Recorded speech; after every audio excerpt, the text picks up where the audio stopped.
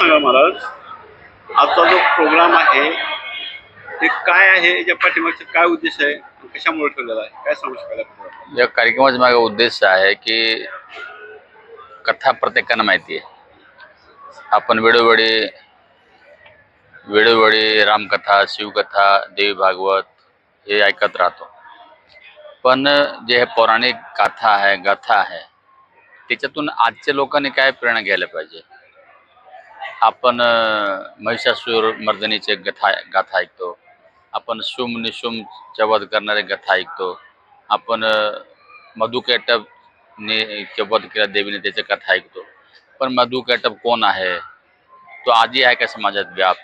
महिषासुर कोण आहे, तो आजी समाजात व्याप्त आहे का? शुम निशुम कोण आहे, तारकासूरची कथा सांगितली कथा व्याजीने. तर हे जे पात्र आहेत हे व्यक्ती महत्वाचं नाही आहे, ह्यांच्यामध्ये जे वृत्ती होती.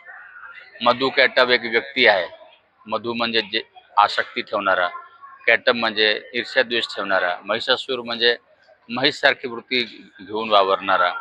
हे आसुरी प्रवृत्ती जेव्हा जेव्हा समाजात बळकट झाली आणि त्यांनी जेव्हा सामान्य लोकांना, कमजोर लोकांना जेव्हा त्रस्त केला, त्रास दिला, तेव्हा तेव्हा त्या शक्तीला अवतार घ्यावा लागला. आज सुद्धा ती प्रवृत्ती लोकांमध्ये आहे. आजही लोकांमध्ये आहे.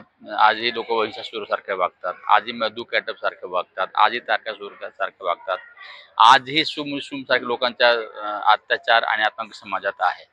तर आज सुद्धा जी लोकांमध्ये प्रवृत्ती आहे ती लोकांच्या अंतःकरणातून प्रवृत्ती कसं दूर होईल, या कथेचा उद्देश फक्त कहाणी सांगणं नाही आहे.